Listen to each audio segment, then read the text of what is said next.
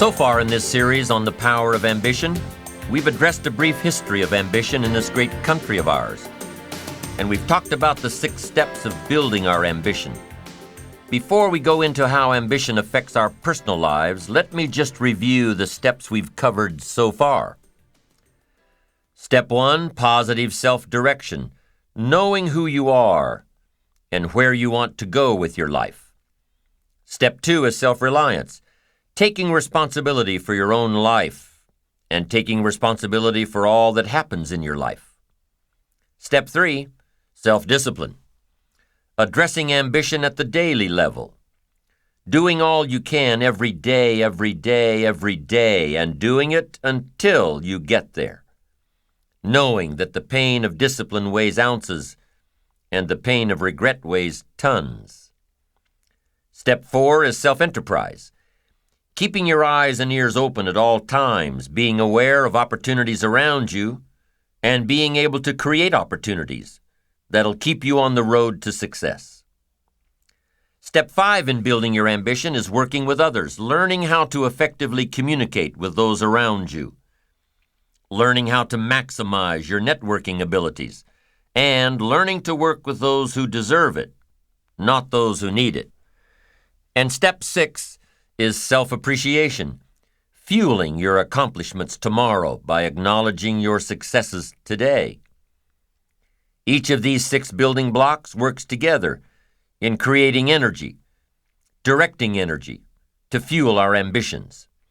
So as we talk now about ambition and how it affects our personal life, let's make sure to remember the building blocks that we've already discussed. Balancing your personal life with your professional life is key to making your ambition work for you. Home life, work life, they must work together. Making sure that what you're going for in your career complements your home life. Making sure that what goes on at home complements your career. One won't work well if the other doesn't. Lady gets into work early in the morning, is the last one to leave every night. This keeps going on week after week, month after month. Doesn't seem like she gets that much more accomplished than everyone else. Matter of fact, it seems like she's using the office to escape from home. Something's wrong here. Better fix it. Chances are that whatever's bothering her at home is affecting her work anyway. A guy's always late for work. Always takes off during the middle of the day to go home. There always seems to be some sort of emergency to tend to at home. He takes long breaks, leaves early to go home. He's not getting his work done in record time. He's not getting anything done at all. Chances are he's using the emergencies at home as an excuse to stay away from the job. If something's wrong at work, fix it, if you can, or look for your solution elsewhere. If something's wrong at home, fix it. If what's going on at home is the result of neglect, admit it and fix it. Pay greater attention. If you need to go to counseling, go to counseling. Talk with your minister. Talk with a trusted friend. But remember that whatever the problem is at home, it probably didn't happen overnight. So make sure to give it some time in the healing. Be patient. Now, there's a balance between work time and home time, professional time and personal time. They both have to be working well in order to maximize your ambition and maximize your potential. Problems at home affect work. Problems at work affect home. Even when things are going well in both areas, sometimes special circumstances call for the work time to take away from the home time. And if that's the case, make sure everybody at home knows when to expect the light at the end of the tunnel. And if that extra project is really taking away from the family, make sure your family knows that their time will be paid back with interest. Psychologists have found 2 major things that we as human beings get the most happiness and satisfaction from. 2 things. Number 1, our work. Our contribution to society, our continued progress toward reaching our goals, our activity that generates our lifestyle, influence, power. And number 2, love. The love we receive from our spouse, our children, our parents, our families, our friends. Knowing that one person or several people care about us, want to spend time with us. The professional goals that you've outlined for yourself take a lot of work. Your ambition takes a lot of work, discipline, skills, constant learning to improve yourself and develop yourself and improve your skills and develop your skills. You don't expect that your achievements will come to you on a silver platter. Working on the wish and the hope and the prayer philosophy? No. You know that your goals require constant attention and discipline every day. Or they'll what? They'll never come to you at all. You can't just come home at night after work, after a long day, and expect that your family life is growing just fine all by itself. You can't just expect that your personal life will grow and flourish without attention, without taking time to feed and water and weed out the bad stuff, the negative stuff that happens while you're away. No, creating the perfect personal life, family life, takes just as much attention as creating the perfect professional life. It takes love and nurturing and kindness and sincerity and caring. It takes all those things. And that's one of the biggest mistakes that happens today. People spend all their time, focus all their energy, give everything they've got. They give it all to the job. It can't work that way. Your family requires more than that. The investment we make in our personal relationships before they're put on paper is the investment we must continue to make. The more we give, the more we get. If you stop giving, guess what? You'll probably stop receiving too. So keep your investment in relationships and family active. That's part of the good life. What good is a mansion on the hill if you've got no one to share it with? It's no good. What good is an investment portfolio worth millions if you've got no one to share it with? It's no good. What good is working so hard day after day, month after month, year after year, working until you accumulate everything you want, and in the meantime, your family left you? It's no good. It all loses its value. Life has to be balanced. Work hard, play hard. Work 6 days, take 1 day off. Work 3 months, take 1 week off. Life has to be balanced, or your lifestyle will suffer. Life without balance can cost your relationships. Life without balance can cost your health. Life without balance can cost your spirituality. Life without balance can cost your wealth.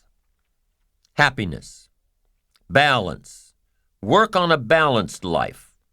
Work on balanced ambitions. If you're a believer, don't neglect it.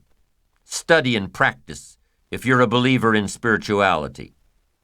Nourish, study, and practice the art of spirituality.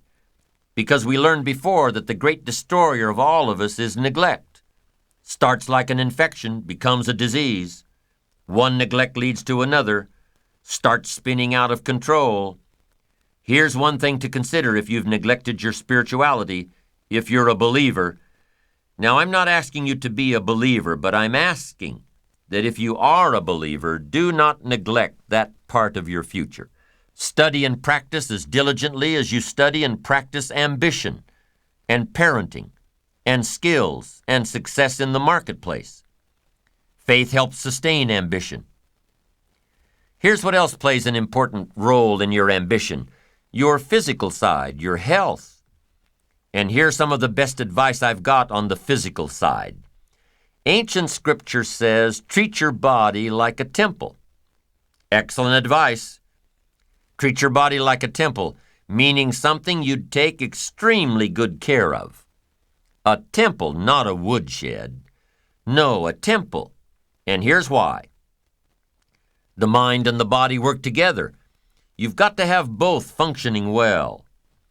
Here's one of the best ways I've come to look at it. Your body needs to be a good support system for the mind and the spirit. A good support system that can take you where you want to go, support you with strength and energy and power and vitality. Here's a major part of success: vitality. I'm telling you, some people don't do well simply because they don't feel well. Now, feeling well is a personal responsibility by taking care of the temple. It's the only place you've got to live. Your physical body. Cherish it. Ancient scripture says this: sometimes the spirit is willing, but the body is weak. See, that's a sad combination, a willing spirit and a weak body. You can't think of a much more pitiful combination. You wake up in the morning and the mind says, let's go get 'em, and the body says, I can't even get out of bed. You now have to have a conversation with your body that says, that's the last time you're going to fail me. Give me the excuse that you can't get out of bed. I'll drive you to your knees to do push-ups until you're exhausted. I've got these plans for fortune and enterprise, and there's one thing I'm going to demand: a strong, unbelievably powerful support system.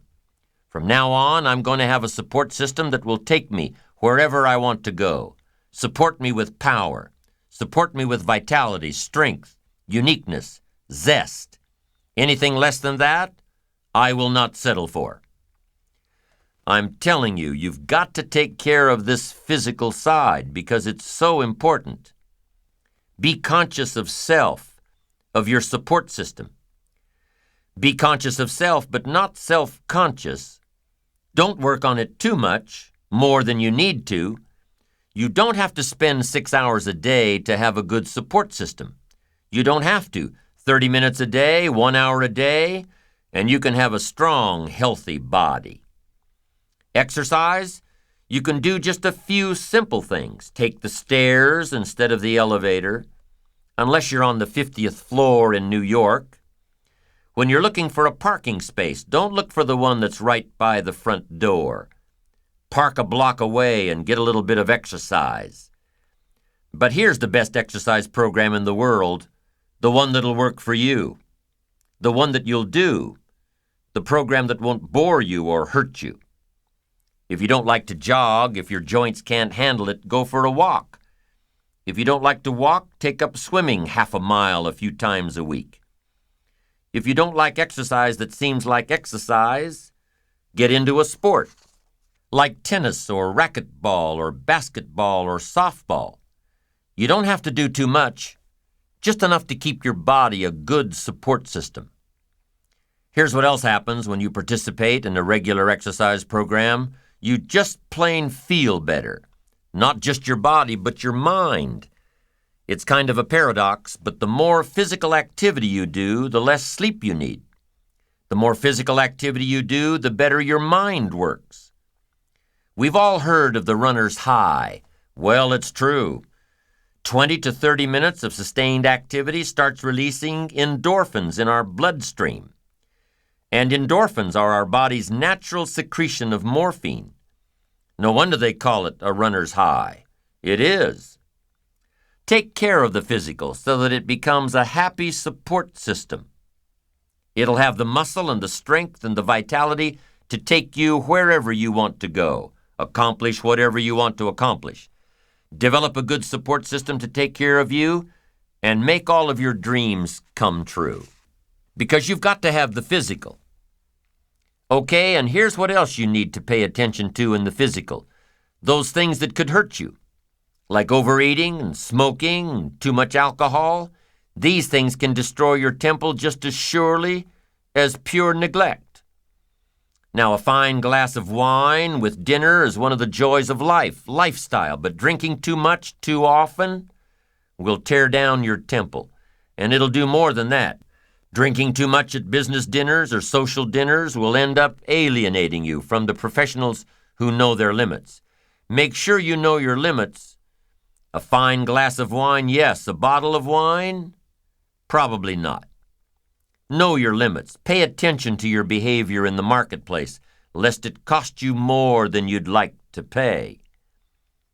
It's all about balance in life, how your ambition in the marketplace translates into a balanced life at home. If you're giving too much at work, pay it back to your family with interest. Balance. It's important. If you don't have balance, you have what? You'll end up paying too high a price, sacrificing your family for your work, being careful with your clients and careless with your children. Without balance, there's a price to pay, and we must all pay the price, and sometimes the price is just too high. So evaluate the price before you begin. What must I give up to achieve this goal? What must I become? Evaluate it all. Now, do you think your disciplines at work can affect your personal life? Do you think the skills you perfect at work affect your personal life? Of course. The skills you bring from work have an enormous bearing on your personal life. All disciplines affect each other. Nothing stands alone. Everything affects everything. Everything matters. Yes, there are some things that don't matter as much, but there isn't anything that doesn't matter. Nothing at all. Be not casual in your approach to life and business and family. Don't be casual. Everything matters. How you treat your children will undoubtedly affect how you treat your clients. How you run your office will undoubtedly affect how you run your life, your home. Everything matters.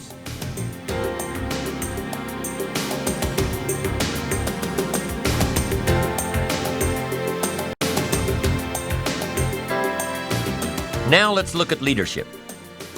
The skills of leadership are required at work, yes, but they're also required at home, with our families, in the community, in education. I call leadership the challenge to be something more than mediocre, a step up to the new challenge, the new opportunity. It was said of Abraham Lincoln that he was at his mother's bedside when she died. Her last words were, "Be somebody, Abe." And if that story is true, evidently he took it to heart and proceeded from that moment to become somebody. Now, when it comes to being a leader, if you really want to attract quality people, the key is to become a person of quality. Leadership, the ability to attract someone to the gifts and skills and opportunities you offer as an owner, as a manager, as a parent. I call leadership the great challenge of life. In a wide variety of areas, in science, in politics, industry, and education, sales. And here's a major one. Here's one of the greatest, the challenge of parenting. The greatest challenge of leadership is parenting. Not just getting our salespeople ready for the 21st century, not just getting our business colleagues ready for the 21st century, but getting our children ready for the 21st century. But now here's what's important in leadership.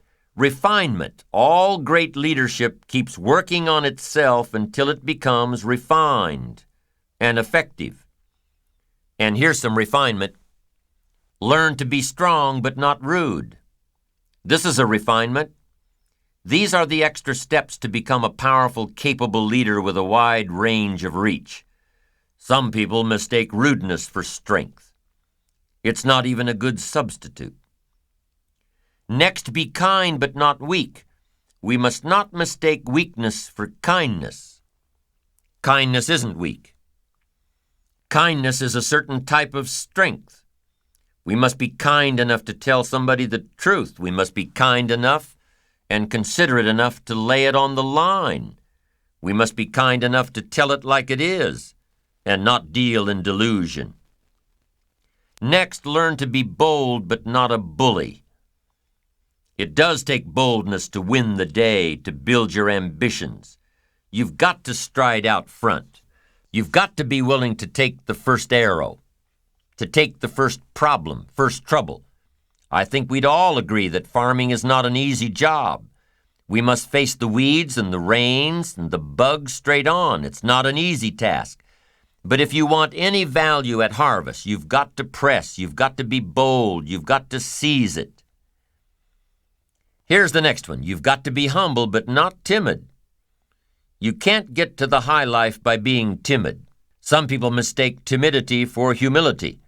But humility is a virtue. Timidity is a disease. It's an affliction. Now it can be cured, but it is a problem. Humility is almost a godlike word, a sense of awe, a sense of wonder, an awareness of the human soul and spirit, something unique about the human drama versus the rest of life. Humility is a grasp of the distance between us and the stars, yet having the feeling that we're part of the stars. Here's a good refinement. Be proud but not arrogant. It takes pride to win the day. It takes pride to build your ambition. It takes pride in community. It takes pride in cause, accomplishment. But the key is to be proud without being arrogant. Do you know the worst kind of arrogance? Arrogance from ignorance. It's hardly tolerable. And it can be expensive. A young newlywed couple got some money from their parents to buy a new set of patio furniture. Young couple goes to the store and picks out the perfect set.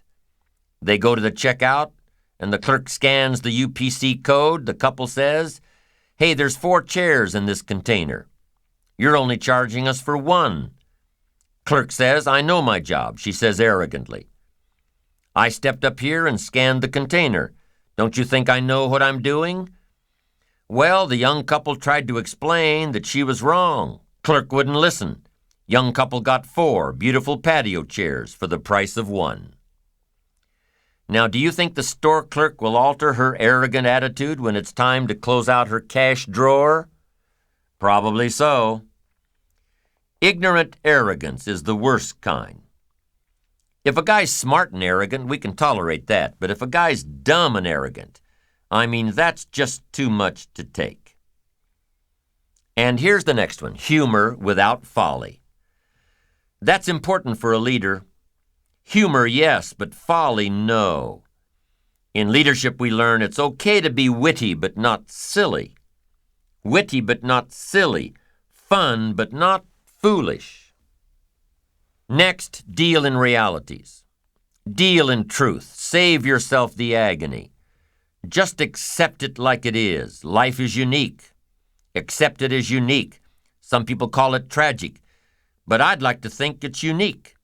The whole drama of life is unique. Fascinating. Life is unique. Leadership is unique. The skills that work well for one leader may not work at all for another. But the fundamental skills of leadership can probably be massaged a bit to work well for just about everyone. At work, in the community, at home.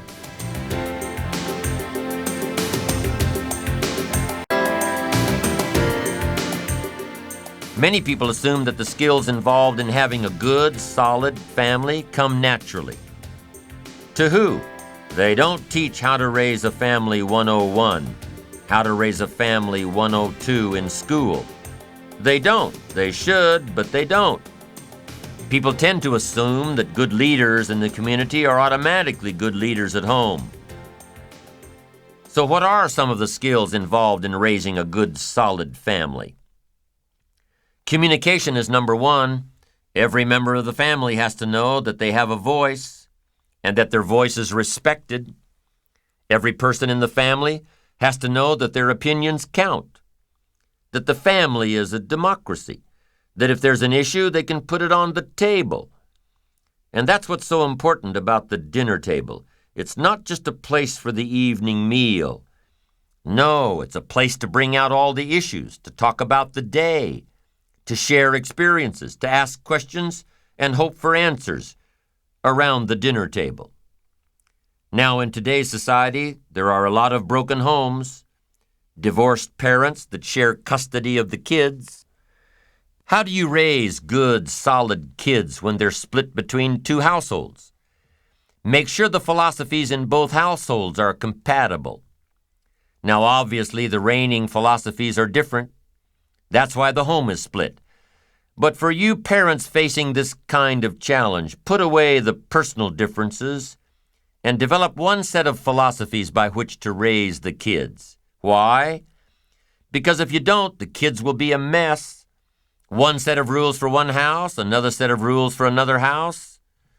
No, you can't do this, because if you do, the kids will grow up confused as to what's right and what's wrong.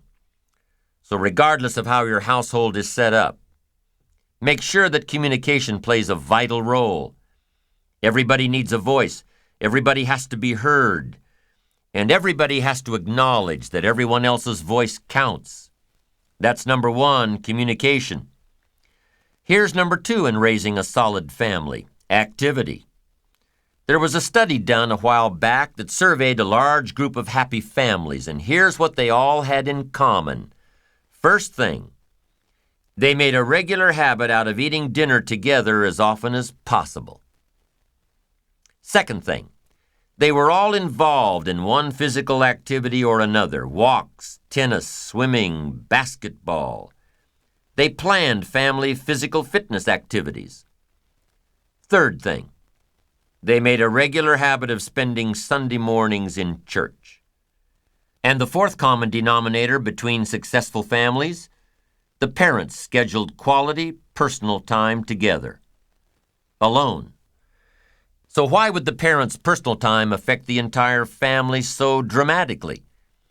Because when the parents are happy with each other and invest in each other, they present a unified front to the kids.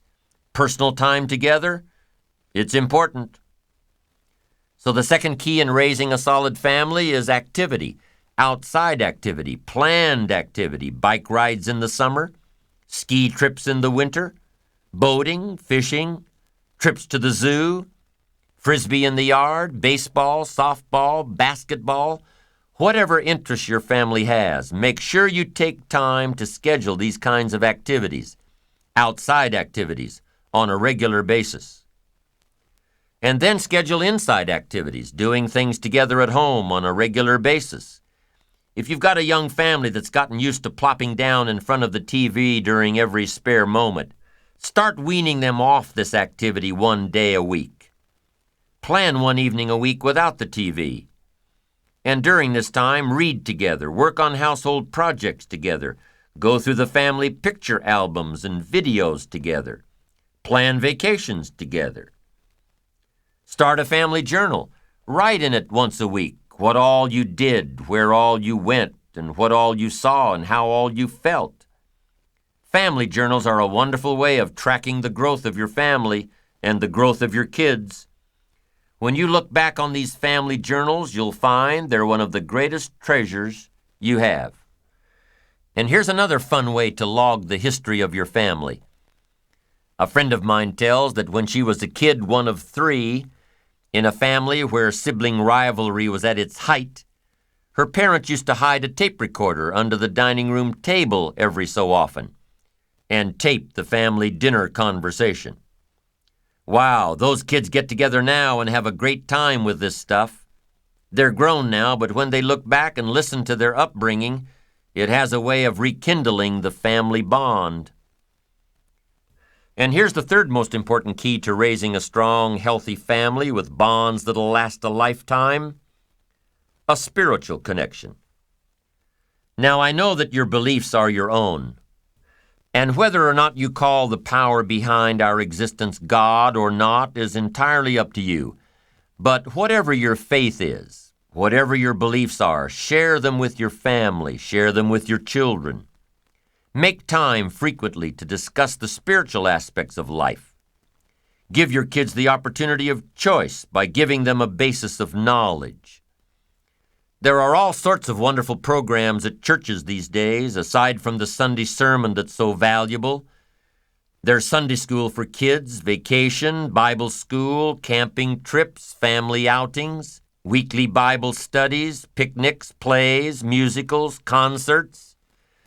If you're searching for a new church home, visit several churches to find out which one is right for you. There are many things you can do with your family to build strong bonds and healthy relationships. The tips I gave you are just a few. You may have other ideas, and that's great. Just remember that the more energy you expend on your family, the more time and attention you give to your family, the more love and attention you'll receive in return. Your children will love you unconditionally when they're young. Just make sure that when they grow up and know better, that you've given them a reason to continue their unconditional love. So be together with your family. Go to church together, spend time together, talk with each other. Get to know your children, who they are, what their dreams are, their visions of the future. Get to know your children. They're not just miniature versions of you. They're special little people with their own personalities. The greatest satisfaction after a productive day's work, the greatest satisfaction is coming home to a harmonious family. Balance, it's part of lifestyle. It's where ambition can lead you, if you deem it part of your course.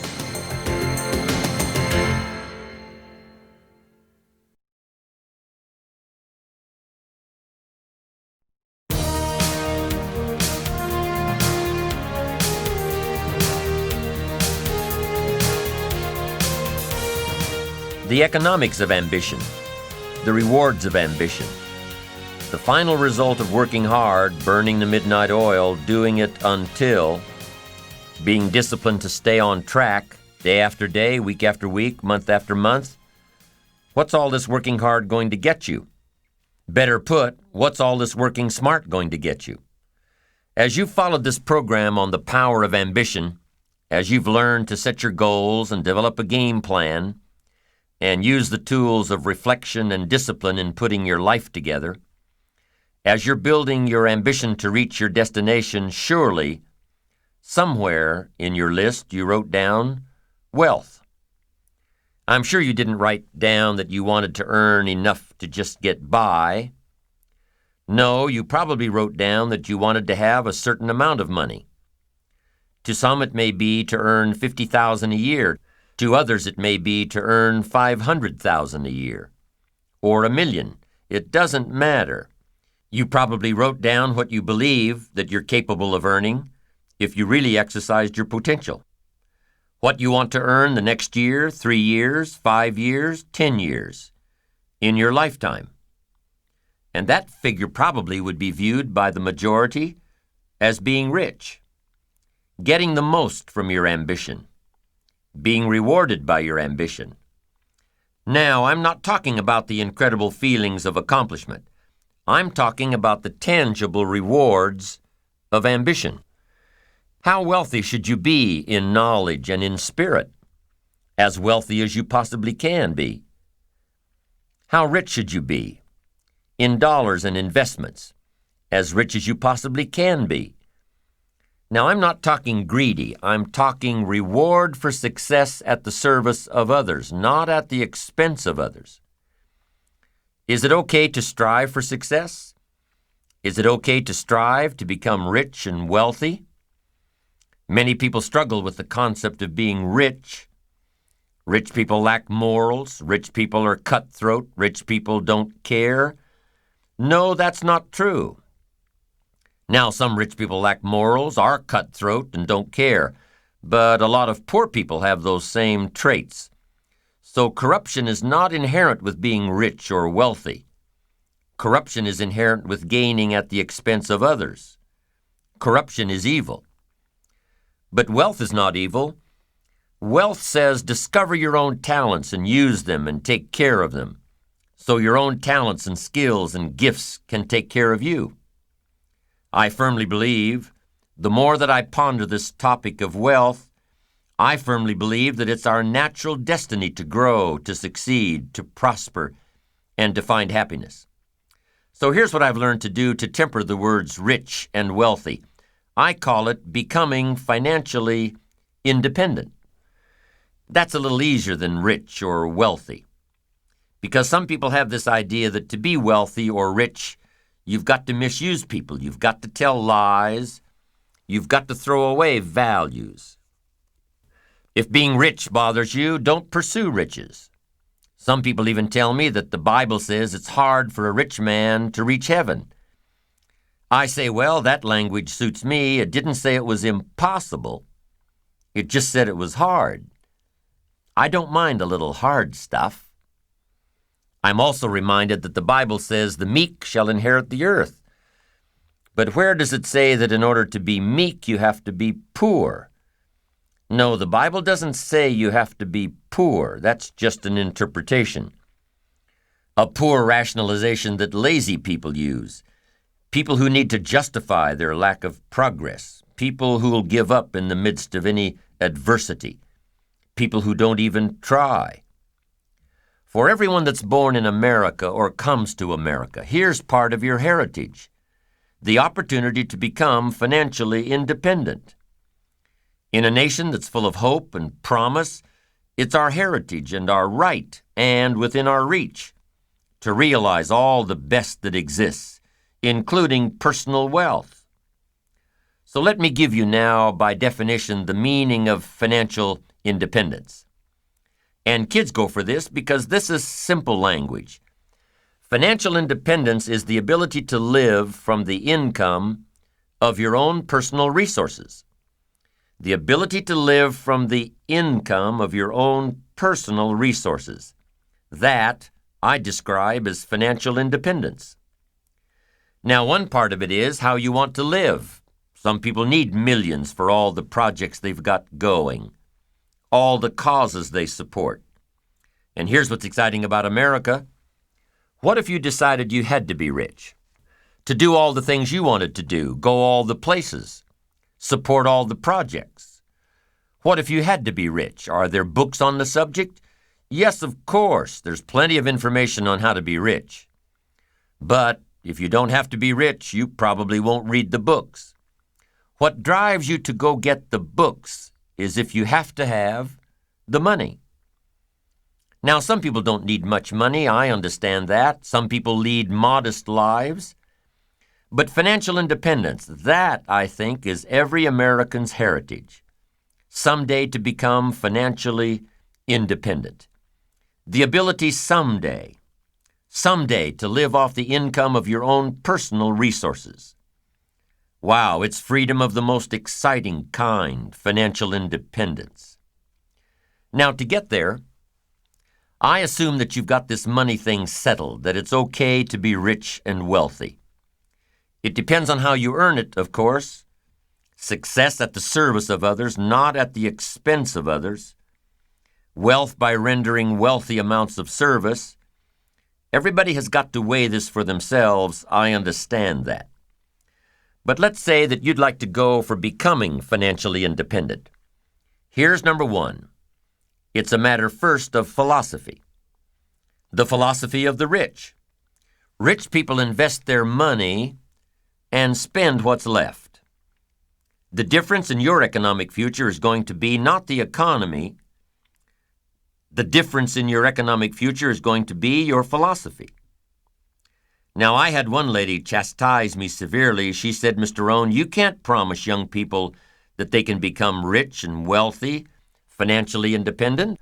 It's just not in the cards these days. It takes everything a person makes just to keep their head above water and the wolf away from the door."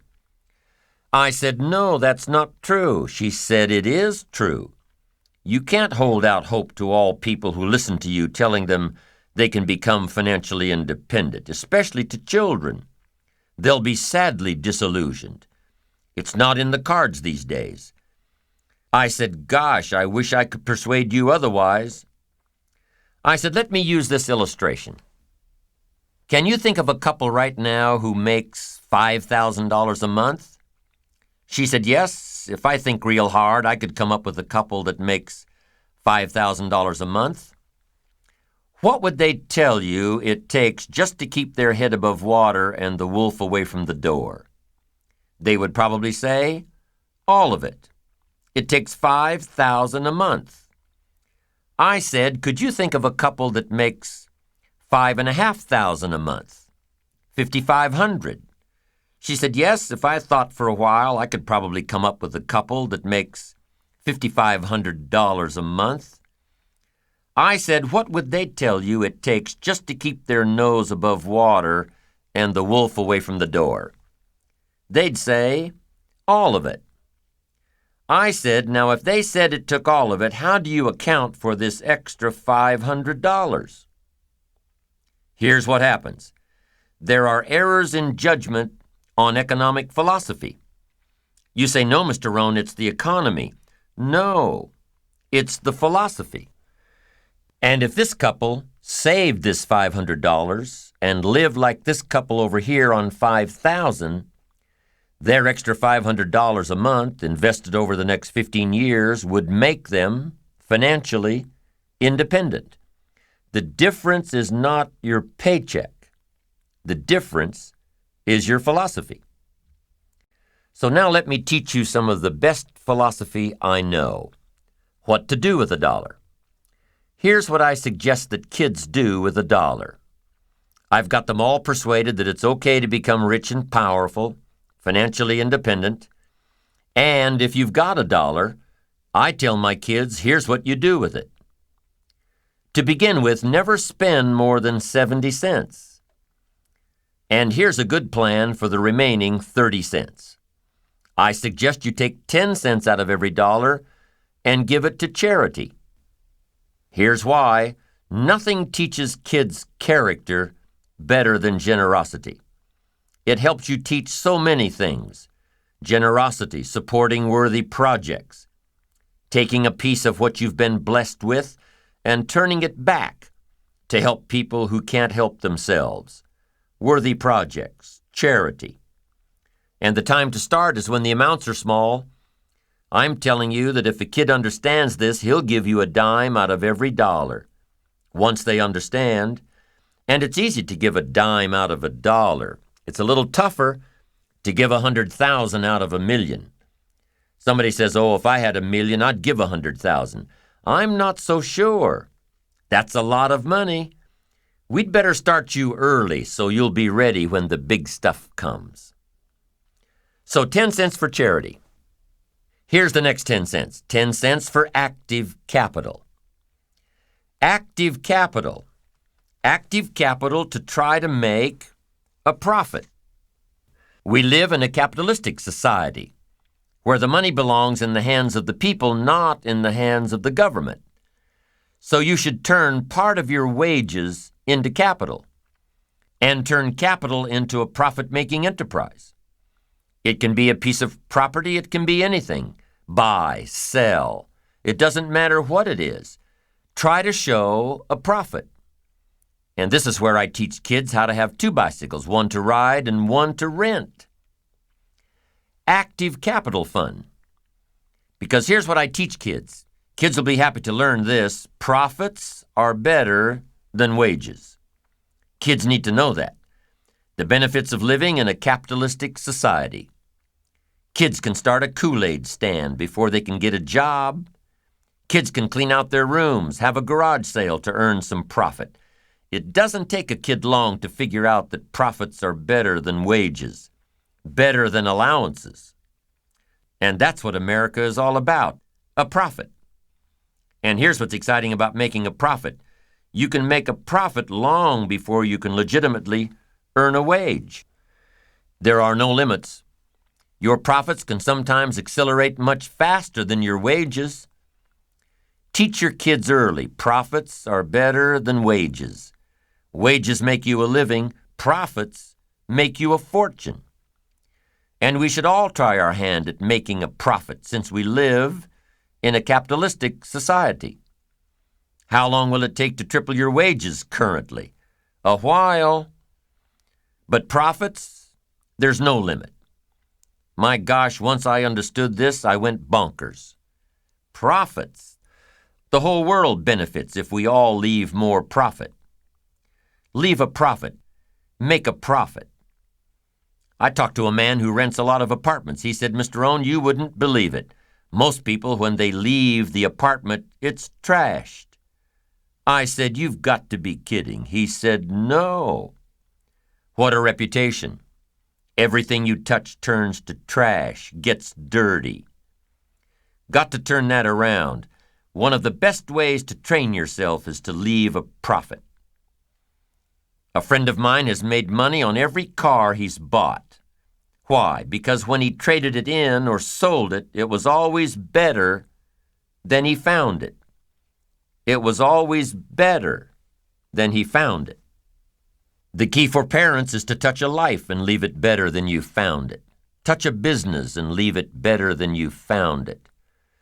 Touch a job and leave it better than you found it. Whether you stay 6 weeks, 6 months, 6 years, always leave it better than you found it. Make a contribution leave a profit. What a world this would be if everybody left a profit, not a piece of trash, a profit. Now here's the third 10 cents, and you can become as wealthy as you want. The first 10 cents goes to charity, the second 10 cents goes to active capital, and the third 10 cents is for passive capital. Passive capital means let somebody else use some of your money. You're the passive partner. They're the active partner trying to make a profit.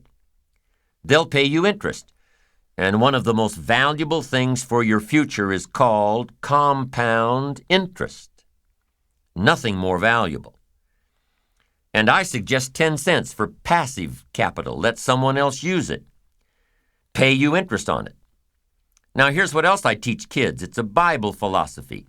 And here's what it says. The borrower is servant to the lender. Excellent information. The borrower is servant to the lender.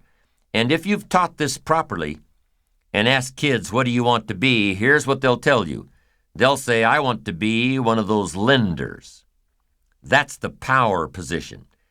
If you're interested in power for the future, influence for the future, being ruler over much, I'm telling you, the key is to be one of those lenders. Not a spender, no. A lender. Now, if you can't reach this little formula right now, if you can't start here, here's what you do. Start where you can and work toward it. 70, 10, 10, and 10 is the ideal. And it doesn't matter if you're trying to lose weight or to get your health in order or to get your finances in order. Here's the key. Set up the ideal and work toward it. Set up the ideal and work toward it. Next in building your financial independence is to keep strict accounts. Don't let yourself or anyone else talk you out of keeping strict accounts. You've got to know exactly where it comes from. You've got to know exactly where it's all going. Don't fall into the I don't know where it all goes trap. Don't fall into that. It just gets away from me. No, keep strict accounts. It's much easier than it used to be with personal computers and so many households and the software that's readily available. It's as easy as entering your deposits and checks and receipts, and the computer will tell you exactly where you stand. And it does more than that. If you're really wondering where it all goes, the computer will tell you that too. Most of the programs let you categorize your expenditures. Print it out, and you'll know exactly by category where it all goes. And when it's right there in front of you, you'll be able to evaluate what you're buying and what you're wasting. Take that wasting part and add it to one of your capital funds. It'll get you there that much faster. And here's another part of building your financial independence. It's a matter of attitude. First is philosophy about money. Second is attitude about money. Here's the best attitude. All of us must pay for democracy and freedom and free enterprise and a marketplace and a country second to none with gifts brought here from all over the world. I finally became a happy taxpayer. Once I was educated. You say, well, they misuse it. What do you care? That's not going to make any difference in your future, is it? That's not going to greatly reduce your chances to become rich and powerful. It shouldn't make any difference at all whether they misuse it or not. Sure, we need to vote well so the country is run as well as possible, and there's as level a playing field as possible, but what if there isn't? I'm telling you, you can't base your life on that. Vote well and then chart your own course. Vote well and take charge of your own life. We've all got to pay. And after you pay your taxes, pay yourself first. Take care of the 30% first, or whatever percentage you can start your plan with. Take care of the stuff off the top first, and learn to live off the rest. Make your investments, whatever size they are, before you pay your bills. Give to charity before you buy the extra things you want. A man I know has an MBA from Harvard. and an engineering degree from MIT. Smart guy. Semi-retired now and doing what he likes best, teaching. He teaches college courses in economics and business planning. But when he teaches economics, he also teaches personal economics. This is what he starts his classes with. Decide how you want to live now versus how long you want to work. Decide how you want to live now versus how long you want to work. This means if you want to spend everything you make now, you'll have to work longer and harder. If you spend everything you make now, you'll have no choice but to work longer and harder. But if you start investing in your financial future now, you'll have the choice between retiring early or traveling more or continuing your career or starting a new career later in life. Once again, it all comes down to choices. Think tomorrow today and live better tomorrow. Here's the next thing to think of when you're planning your economic future. Be careful with your credit cards. Selling money is big business. You probably get invitations in the mail to sign up for a new credit card a couple of times a month. Having some credit cards is important, especially if you travel. It's safer than cash. It's easier to track than cash. But be careful. I know that's hard. When you buy something with a little piece of plastic, you don't feel the effect until you get the bill. So make sure that whatever you buy, you're still happy with your purchase after you get the bill. And be careful with credit. It's the easiest way to get into debt. Go into debt strategically, not habitually. If your business is high risk, if you're an entrepreneur whose career requires a great deal of risk and a great deal of strategic debt, keep the debt in your business and out of your personal life.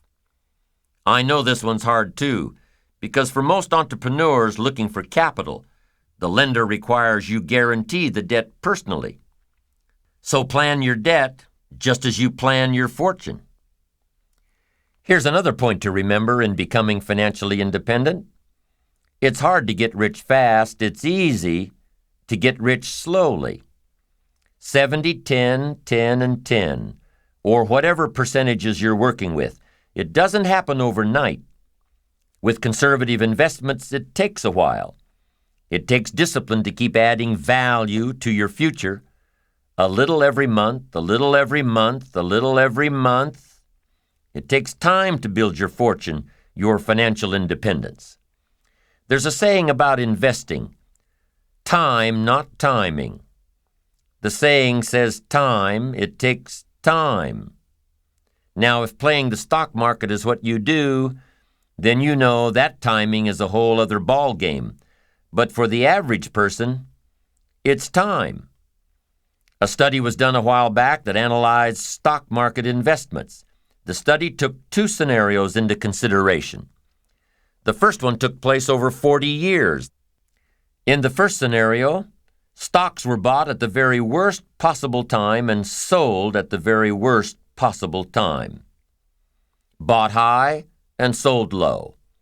And after 40 years, the average return was around 10%. Scenario 1 dealt with time.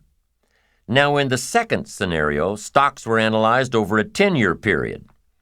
The second scenario dealt with timing. Stocks were purchased at the best possible time and sold at the best possible time. After 10 years, the average return was around 10%. Be patient in building your financial independence. It will come small steps at a time, little advantages after little advantages. It's hard to be patient, but it's just like building your ambition and achieving your goals. It happens one step at a time. And what if patience has nothing to do with building financial independence? What about those trust fund babies that are handed their financial independence on a silver platter, never having to work a day in their lives? First car is a Porsche. First house is a mansion. First job is at daddy's company. What about those people born rich?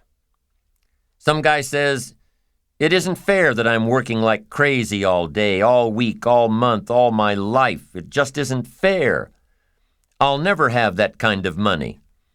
Well, some things aren't fair. Inheriting money. But what does that have to do with you, really? If your goal is to have greater financial independence than some of those you know, then you'd better start working harder and smarter on your goals, your own visions, and stop pondering what's fair and what isn't. Start examining what's keeping you back instead of what's keeping them ahead. Start looking at what you're doing. Start looking at you instead of it. There are plenty of stories and examples and experiences of people who began their careers destitute and had enough resolve to do it until they had more than they ever dreamed of. Study the experiences of others who built their way to the top instead of those who were born there. And what if you decided you had to be rich? What if you really followed the power of your ambition and your life started turning around? Well, aside from getting on the right track, increasing your earning potential, decreasing the percent you spend, increasing the percent you save, invest, give away, aside from all the benefits of achieving, there will also come some disappointments. Disappointments in the circle of friends you started with. One of the disappointments that come from achieving all you can be is in the people who choose to remain right where they are. They will chastise you for your accomplishments. They will abandon you for trying to become better. They will remain behind and say, "Boy, he's forgotten us now that he lives so well." And they'll probably say more than that. They'll probably gather in their little group and say all sorts of things to justify their own mediocrity. But remember, those who choose to stay behind have chosen their own path, an average path, a path of mediocrity. And those who have climbed above the crowd almost always wish they could return to their earlier friends, to embrace them in friendship and love, and try to help them get out of their ruts, to share ideas of hope and inspiration. But it rarely happens. Jealousy builds a big wall, one that is almost impossible to break down. So as you change, your life will change, your friends will change, your circle of influence will change.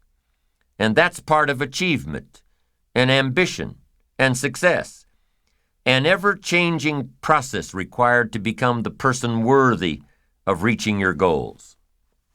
There are many reasons why people don't build their ambition, strive to become better, be the best they can. Many reasons, but it only takes one.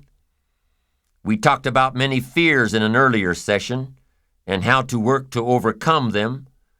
But here's one we didn't talk about: risk. Different professions call for different levels of risk. There's an old saying, no risk, no reward. Maybe that's the case in life, I don't know. It's a personal decision, one you have to make, regarding how much risk you're comfortable in taking with your life and your future and your money. It's a personal decision. What I do know is that there are different types of ambition, different types, and each has its own reward.